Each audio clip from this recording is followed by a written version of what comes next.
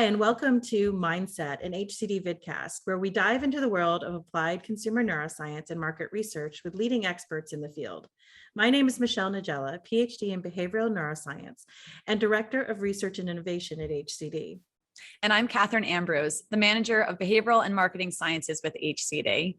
As your hosts, we are going to act as the buzzkills for the buzzwords, taking time to critically think about the limitations and pitfalls of emerging trends and topics within the field to help you identify what innovation has a lot of untapped potential or is too good to be true. Now, HCD is a full-service research house which provides research capabilities on consumers by looking at how they perceive, evaluate, and respond to different types of stimuli, such as looking at product experiences, communications, or just general consumer and shopper experiences. We use a combination of tools that come from psychology, physiology, neuroscience, as well as the traditional methods that people typically use to see how they experience different stimuli. That stimuli can range from the early stages of exploration all the way through the final product validation tests. This is what we refer to as applied consumer neuroscience. So stick around for more curious conversations as we chat our way through the ever-evolving space of consumer science.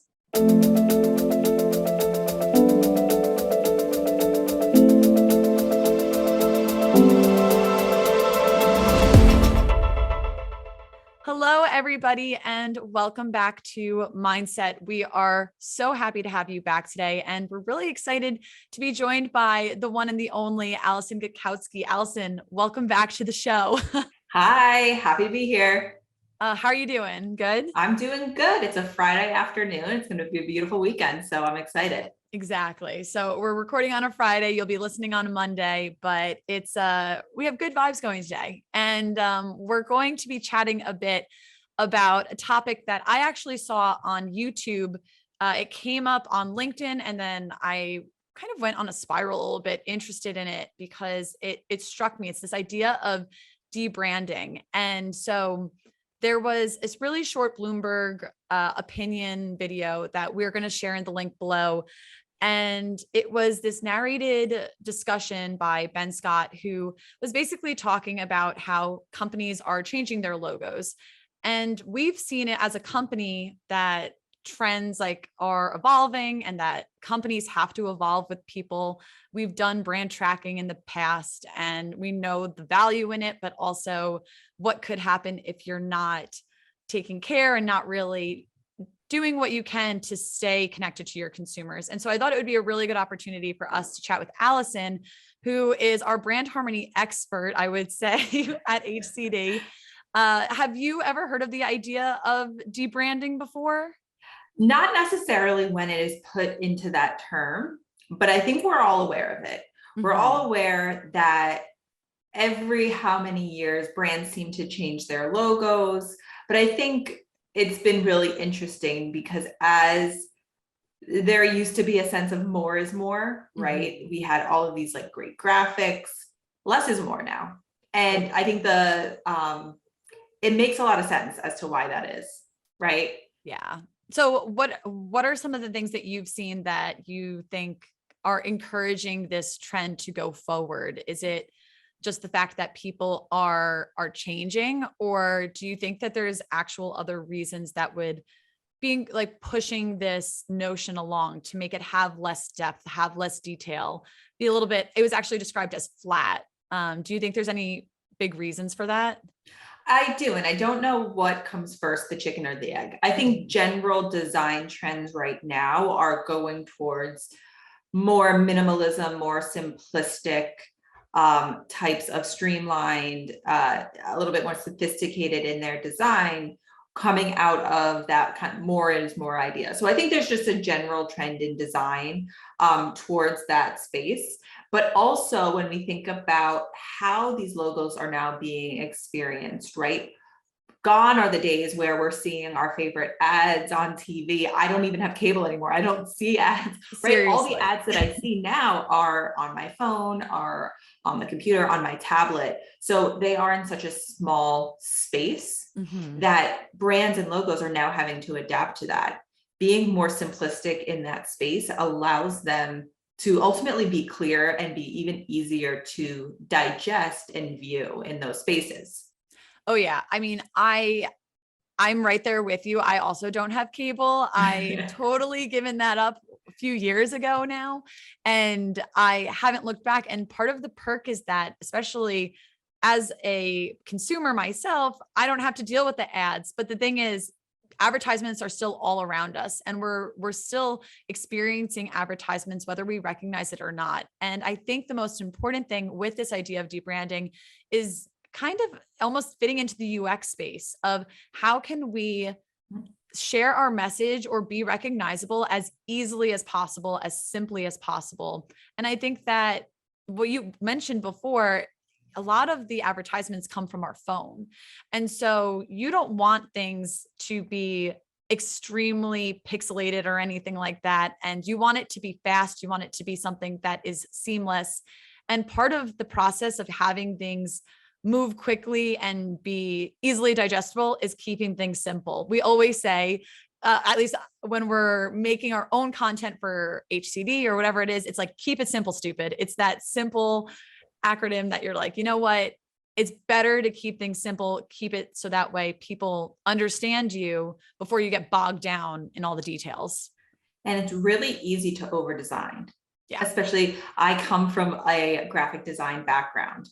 You spend so much time and effort on these things. When they're so simple, you feel like they're almost so simple, but that's when it's harder to do, right? Think about, why was Apple so successful? Because it was so simple. You did not have to think. Well, that's really hard to do successfully, to make you not have to think, but still be impactful and not introduce any type of usability issues. And the same thing goes now for these logos that are very, very small. When you have too much, now trying to fit into, let's say, the little corner on your screen or the little icon for the Instagram profile or whatever it is, you can't have as much detail because it's going to get muddied and it's going to be overwhelming. You're more impactful when there's less there. Yeah, it's totally that notion of less is more. And there's been a couple examples that I've noticed that were mentioned in that video I referred to earlier. They actually brought up the Pringles man and how he had a complete makeover, which I thought was very funny, but it's actually all around us. It's companies like Burger King. It's companies like Pfizer.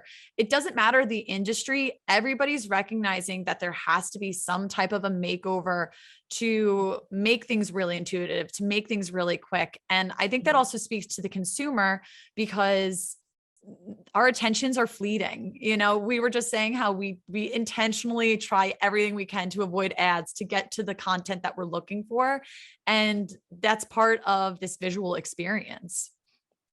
Yeah. And when you first said debranding, I immediately thought of more so the social impact of debranding and moving away from some problematic types of logos. Now we have the Washington football team, we have the Pearl Milling Company, we just have Ben's.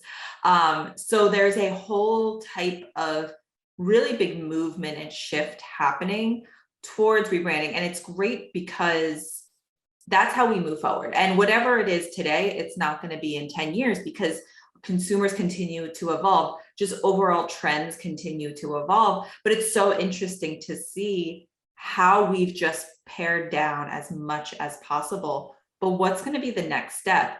Obviously, we don't know what that is, but I'm really interested in, as we move towards the future of technology, the future of how we consume brands and content and marketing materials. What does that look like? I don't know. What do you think, Kathryn? How are we going to consume our ads in the future? What do you think? I mean, there's a few things that seem to be, and I go back and forth a little bit, because part of me thinks that the idea of Web3 and, you know, the metaverse, it's really gaining steam. I actually just saw yesterday that Spotify is now trying to include NFT images, non-fungible tokens, I believe is what it's called, have these NFTs paired with the artist so that there's almost like a gallery while you're listening to the music. And they're testing out these different approaches.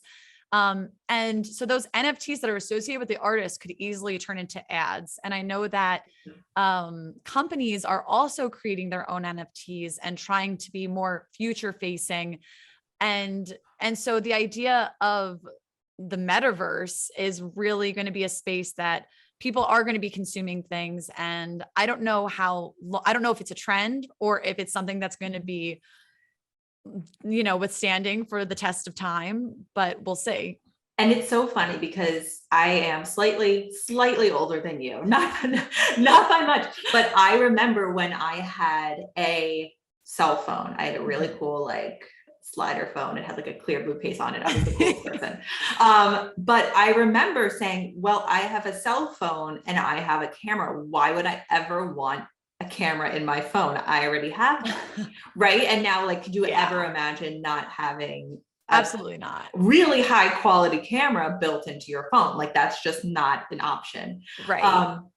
But I had a very kind of unique perspective on that. And I still have and I think I kind of carry that I'm not an early adopter of technology. Let's just say that, right? I have a very interesting or probably different view of the metaverse. Like when we grow up with this technology, so like the next generation down, that's just going to be their normal. And we're going to be, like, oh, when I was a kid, I didn't have a phone or I didn't have a camera in my phone. And your TikToks. But it's interesting to see, well, now are brands going to have to be more cognizant of who's using what type of portal to consume? Absolutely. And then how are they going to adapt to that? Because I think that we now have so many more channels, right? You used to have like radio, TV, movie, like print, just a very limited number of ways that you could consume ads and consume medias. And that's not the case anymore.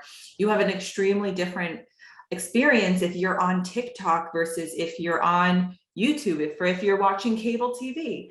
Right. So it's more challenging now than ever, I think, for brands to really try to change. And like, we haven't even talked about the last, 2-3 years at this point with the pandemic, and then how that has completely changed everything that we expect from brands, just the way that we consume, the way that we live our lives. Yeah. It's so different, and paring down and making things more digestible is really interesting. But I love also the idea of brands having to be more responsible for some of their past and debranding in a way that's going to move us forward as a culture, as a society, towards being more thoughtful, being more taking ownership of, brands that have been around for 130 years are never going to be perfect. And brands that are here today in 130 years are going to be super problematic, right? Yeah. So it's just a really interesting time, I think, to be kind of tracking this and having this conversation. Yeah. And I really appreciate what you said, especially when it comes to setting the narrative about picking what your brand identity is going to be. I think that's a really big challenge for any type of company to decide what their brand's going to be. And when you have this omni-channel experience, that it's almost like, how do you control that narrative when you have so many different mediums that are having different, that are being consumed in different ways. And so if you have a TikTok that goes out that doesn't necessarily align with the Instagram post that you put out, it seems like you are inauthentic. And I do think it's important, like you said, that brands take ownership of their past experiences, because there are some ramifications that happen if the logo changes, but the brand remains the same. Is that you can't just put paint on something and say, oh, we're a new company. You really have to walk the walk and talk the talk. And I do believe people care about this. Have you also noticed that in what people are consuming, that they're a little bit more conscious of the brands that they're willing to invest in? Oh, absolutely. And I want to point and shout out to one of our clients, Porter Novelli. So they are, one of their really mottos of their company is social responsibility. And we have done research with them that shows that you can't just put Black Lives Matter up on your Instagram post. The consumer knows. They're going to call you out if you are not taking action to what you speak. We as a society are holding everyone much more accountable in a good way or in a bad way. We all are human, but as a big brand or as any type of brand, you owe your consumers that type of truth. And if you are going to try to have some type of social responsibility, that consumer is really going to expect you to actually show them what are you actually doing besides putting this post up, which can take 30 seconds, right? I want to see action beyond that. And that really will drive trust in a brand. It will drive even loyalty in a brand and wanting to actually purchase those products from companies that are really socially responsible. Yeah. And I think that there's a certain level of maturity that comes about too when you go through that process of debranding, or I've actually heard it referred to as blanding, because it's like you're actually stripping it down, you're making it more bland. And the goal is to make it more professional, but being professional also requires you to be taking ownership and really, recognizing, is this the space that I should be speaking out in? Is there that brand harmony where that meets the brand's perceptions or what the consumer is perceiving about the brand? Yeah. And I love the idea of brand harmony. I want to get to that in a second, but something that you said about blanding is so interesting, right? Because a lot of the research that we do is around how different fonts, colors, shapes, everything like that can drive perceptions in a different way. So I want to ask the question, like, do we think by blanding or debranding, simplifying, streamlining, whatever we want to call it, are we losing our unique footprint that we used to have? Right. I don't know. I personally don't think so, but I understand, right? Because now everyone is having a very streamlined, I shouldn't say everyone, but much more popular streamlined type of font. And even in the video that's linked below, if you look at, right, the little black dress company, so it talks about how a lot of the fashion labels are moving towards very simplified little black dress logos, that's black text, right? When you look at those, they do look very similar. They're almost using the same font. What's different? What words are bolded, sometimes the space in between words, but you do get a little bit of a sense of their different personalities. But when everyone's moving in that direction, how much could how far should you go?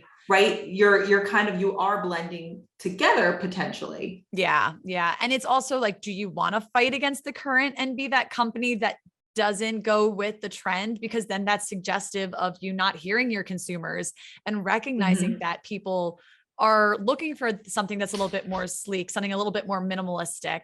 And so that's a really good point. How do brands stand out if they're trying to stay simple and sophisticated? Because it's true, if everybody has that same black text, you just get lost in the sauce. Like it's really challenging. And just to go back to brand harmony, I think brand harmony is in the mix of this, because we know that communication is not just about branding, but it's how the product works and how the packaging works and the customer service and the user experience. All those things go together. Yeah. And so it's like, there are opportunities for you to stand out. It's just, how are you going to utilize them? Yeah. But the simplicity also offers up a space to play. So Warner Brothers has stripped down into being very kind of just sleek 2 colors.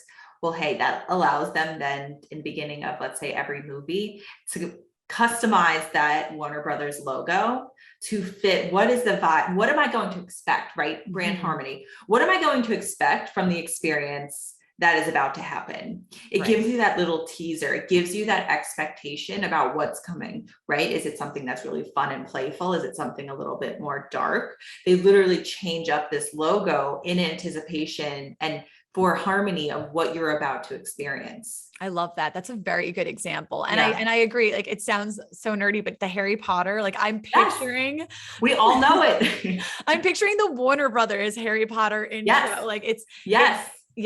And I think like at one point, right, there's like the clouds go over it, like the moon comes out, like, and we know that. Why do we know that? Right. It's such that branding moment is such an opportunity. It's a bit of foreshadowing. It absolutely, right, as the movies get darker and darker, we're about to nerd out real hard right here on Harry Potter. As the movies get darker and darker, and as the series goes on, in the beginning, that Warner Brothers logo starts to get darker and darker and darker to like the very last movie. You're like, this is a horror movie. Like I am expecting this to be a horror movie, and it is, but like you have that opportunity to play when there is some more simplicity involved, but also going back to the idea of harmony. A brand is not its logo. It's everything else that it does as well, from the packaging to the way that it's presenting itself, its social responsibility, it's everything. And making sure that that is harmonious, that's what's going to create your brand personality. That's what's going to create your unique footprint. And it all has to be cohesive and really tell the consumer the same thing. You have to imagine every single piece of an experience that they have with your product, whether they're in the store, they're at home, they're on the go, they're, blindly reaching into their bag to grab something out. That is all telling them something about your brand and about your product. And thinking about every single one of those elements and how you want to communicate your brand is so important. I mean, even, 100%. Right, there's some great research from Mimi Morin when she was at Temple that looks at the sheen of a chip bag, and simply just the sheen of a chip bag can communicate whether the product is healthy or not, or influence perceptions as to whether the product is healthy or not, right? That level of detail, that small factor can communicate with the consumer. So think about everything and think about that story, that brand story that you have, and really putting the time to consider this harmonious story. And it's only getting more challenging as we have all of these different channels of communication, but really making sure it's consistent will build up your brand equity.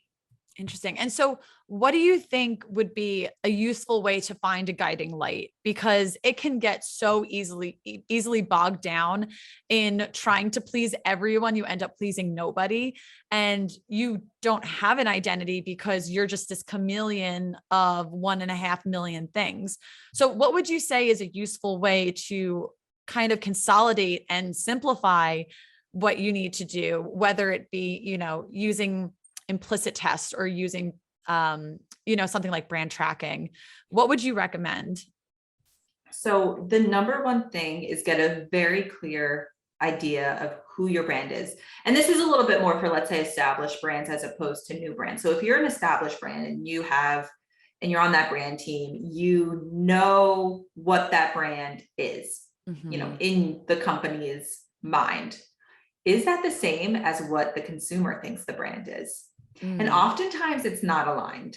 You're doing great at communicating and evoking one thing, but maybe not necessarily in another area. So the first thing that's so important is to see, does what you try to promote the brand to be, does that align with the consumer's actual perceptions of the brand? And you can look at that through very just exploratory qualitative research, looking at it through different types of implicit association. So what are different attributes or emotions that a consumer associates and connects with your brand? And oftentimes they're not aligned, and that's okay. We're never going to be 100% perfect. We're never going to hit the bullseye every single time, but understanding what are you doing really well in terms of communicating what you want, and where maybe is there that opportunity for you to communicate that a little bit better, and look at some of the things that you're doing and saying, how can we maybe elevate this specific attribute or this specific area a little bit better? When you're a new brand, really making sure that that's very clearly defined in what you want to communicate, and really laid out and thinking about every different touch point that the consumer will have with that brand. And as you continue to move forward, you have that really that Bible of who you are as a brand that you can constantly be going back and checking through different types of exercises. So for example, we talked about implicit association, right? Who are we as a brand? Well, we can be testing for harmony back to the brand. So if we have new, let's say, packaging coming out, you can use the same attributes that that your brand is to test that packaging. Is it aligned? Is it cohesive? Is it harmonious with those same exact attributes? You can do the same thing with an ad or with a concept, with a product experience, a fragrance. You can really leverage that marketing language and those attributes to ensure that every single touch point is going to be harmonious. And if it's not enough, you're never going to have that 100% fit, but really it can help you make a more informed decision when you have, for example, 2 products, 3 products that are very well liked. They're not maybe statistically differentiated from one another. Great, they're well-liked products. We're a wonderful company. We make well-liked products. Right. Okay, so but what's going to be the best business decision? These are obviously multi-million-dollar decisions that we're trying to make. Look, what is going to be the most harmonious for the brand? That can really then pull one of these products that is still very well liked up to the top and say, you know what, for our brand, this is going to be most cohesive and expected, but like in a good way, as opposed to, let's say, selecting a product that has a little bit more of a disconnect between the brand and what the product experience actually is. Because, right, if it's a very well-liked product, obviously it's a well-liked product, but the consumer is not using that product in the store and then deciding if they want to buy it or not, right? They're buying it because they have that expectation of what I should expect from this specific brand that I'm buying. And if I take that home and that expectation is not then met, then there's that disconnect. So you might get that first purchase, but are you going to get that repurchase, which is much, much harder. Do you believe that the notion of debranding, because anytime a company changes anything, there's risk involved. Do you think that there is a greater amount of risk when they try to do this debranding? And do you think that by doing a test with the brand harmony, it's almost helping you understand your risk perception? I love the idea of alienation because change is good. We expect change and we need change. When change happens too quickly, that's where it becomes extremely risky. Right. And it is kind of this balance between art and science, right? Because there's no dial that you're turning that says this amount of change is going to be okay for every single brand. Right. I think it really depends. It depends on where you're starting from. It depends on where you want to go. But it may make sense if you have your end goal in sight that slowly over time, debranding might be good, but obviously every step of debranding is extremely expensive. So it's kind of that look at risk, but maybe it is something that we can, I think it's very category dependent. It's very brand dependent on, and very creative dependent on how quickly we can debrand. Well, and it goes back to really knowing yourself as a brand and going back to that brand identity, because if you want to represent yourself as a tech forward company or being an open-minded company, you should walk the walk and talk the talk. It's important for you to be able to say, okay, we have this logo that we've used and it's from, the 1980s and life has changed and we don't want these bright colors anymore. Or we can make a little, like homage almost to it in some ways, but it doesn't have to be blaring in this new age of whatever you want that brand to mature to be. And it's very interesting, right? If you have to stay with the times though, because that's where it becomes, is it too late to make the change that you want to make, right? So for example, if we're still with a logo that we had in the 80s, if you try to bring it up to today, that's going to be a huge change just because things were different, right? Design trends were different, expectations were different. That's a huge change. So you have to stay relevant and continue to evolve before you get to the point where you need to evolve so far that it becomes really, really challenging, right? It's like digging yourself into a hole. You don't want to get too deep because you want to still be on the surface and being top of kind of the consumer trends and innovation.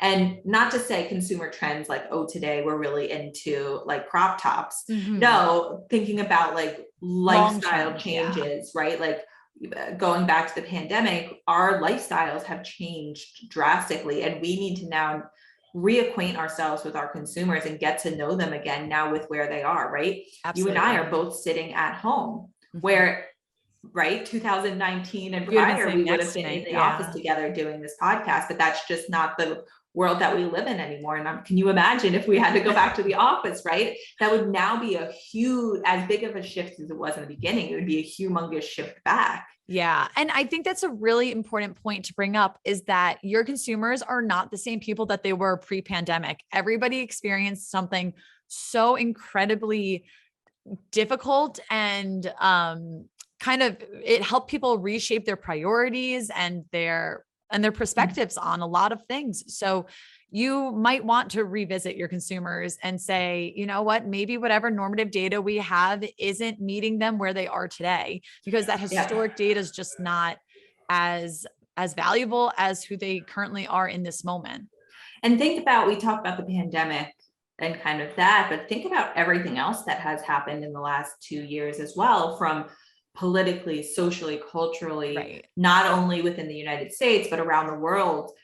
There's been a lot, because definitely there was fuel added to the fire where people were so kind of uprooted with their lives that the kind of changes of the time were so magnified and so heightened. And again, we're expecting different things from our brands, right? Think about going back to Aunt Jemima, now Pearl Milling Company, Uncle Ben's to Ben's. It's was all sparked through, yes, kind of in the last couple of years, but what was happening at that time. And we just expect different things now from our companies. Absolutely. And I think again, like it's important to be aware. You have to be aware, you have to be conscious, and more importantly, be okay with the idea of change. Don't be scared of it, but do it informed. Make informed decisions, so that way you know what you're doing, and that you do it with the expectations of bettering yourself. Nobody's going into this thinking, you know what, let me try to overpower my brand with crazy visual personalities. They're trying to do this professionally. And if you do it strategically, it could really benefit you in the long run, because the consumers see that, they're like, oh, I love this upgrade. I love how sleek this is. This is what I'm trying to emulate in my life. I'm trying to be more tech forward. I'm trying to be more sleek. And yeah, it becomes the identity that resonates with the consumer is what's going to ultimately attract them to come back. And like you were saying before, not just do the initial purchase, but have the repurchase, and then again, build and strengthen that loyalty. Awesome. So I think this is a good place for us to go into your favorite segment, which is the React Attack. Okay. And basically, for anybody that's new here, that's listening, I'm just going to say a word as fast as I can. And Allison's just going to say the first thing that comes to her mind. It's 10 words, all about the idea of our conversation today. And Allison, are you ready to go through this? I promise if anything's terrible, we'll bleep it. But okay, as long as you have the bleep button available, I think that's good. we'll talk to our producer, Helen, about it. And hopefully we can make some, we'll pull some little clips there. Okay. But I hope I do better than I did last time. No, I felt like great. my mind completely like blank slate last time. Practice okay. now. All right. So first word, Harry Potter. Voldemort. Phones. iPhone. Pepsi. Coke. Logos. Coke. Fashion. Little black dress, because we were just listening, or we were just talking about that with the logos. I love that. Simplify. Easy. Corporate identities. Complicated. Avatars. Blue. Web3. Completely lost. And the last word is evolution. Fun. Awesome. So that was way better. That was so much better. I you had answers to everything. Okay. I have a question for you. Yes. Surprise question. And I will preface this with forecasts are always wrong. As someone has to do the forecast for the company, always wrong. So forecast, now we're like debranding, we're sleek, we're simplifying. What's the next trend? What's the next trend? Interesting. I mean, like part of me really wants to say it's a race to getting more digital. Like, I think that you have to be ready to exist not only in the physical world, but in the digital world. And that's why I threw the word avatar in there. I can see why you said blue. I just watched the trailer for the new Avatar movie. But okay, so when I say Avatar, what comes to your mind? Or I think of a profile. Like I think of literally like a profile of a person, and you know how basically you're creating these segments of different people in the market, and they're represented by this avatar. You can have this almost typology of a certain type of consumer.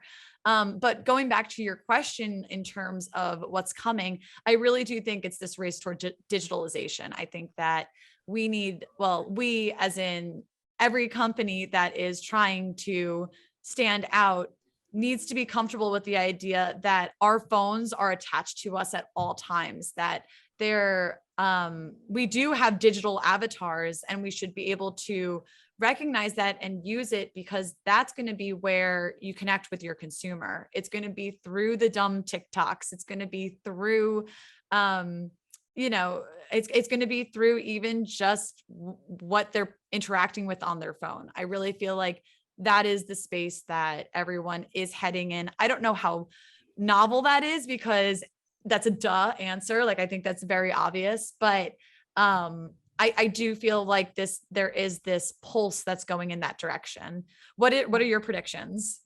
I love, and this is personal, I love the cars that have like the light that shines down. That's the logos. Interesting. So I'm thinking it's more like holographic, interactive, or augmented, right? That's augmented reality, right? Yeah. So it's going to be a more type of augmented reality type of experience, where brands are not just like even just on our phones or just wherever, but they're kind of integrated into the world that we live in more so than they are already. Yeah. And that it's kind of interesting you say that, because recently I was watching a Sixers game. Maybe it was Sixers. It was either Sixers or like a hockey game. Maybe it was the Rangers, but I was watching some sport event with Andrew, and while we were watching it, I realized that the advertisements that are on the ice were in some of the shots, but not in other ones. And he was like, yeah, that's not actually there. Yeah. It's part of like when you're watching at home, they stick it there, they put the graphic or whatever. But if you go to the actual stadium, it's going to change per game or whatever it is. So yeah, I think that is a space that's going to be very up and coming. But Allison, before I let you go, where can people reach out to you if they want to ask you questions about debranding, about brand harmony? How can they find you? You can find me, actually, that probably the easiest way to find me is if you go to the HCD website and just fill in one of the contact forms and, contact us. That actually goes right to me, along with some other people, but that goes right to me. You can find me on LinkedIn. You can email me directly. So it's my first name dot last name at hcdi.net. Helen, insert here. But yeah, I love to talk about it. Just like you, just like Michelle, you love talking about this stuff and can go on and on. It's a shame that MindSet episodes have to be relatively reasonably length, right? It is. But thank you so much for joining us. And until next time, we'll have you back. Thank you. And I hope everybody listening takes care. All right. Thanks. Bye. Bye, everybody. HCD Mindset is produced by Helen Ross. For more information or updates, follow HCD Research on LinkedIn, Facebook, and Twitter at HCD Research Inc. and at HCD Neuroscience. Subscribe to our YouTube channel and be sure to rate, review, and follow us on Apple, Spotify, or wherever you listen to podcasts. Thank you, and stay tuned for more curious conversations.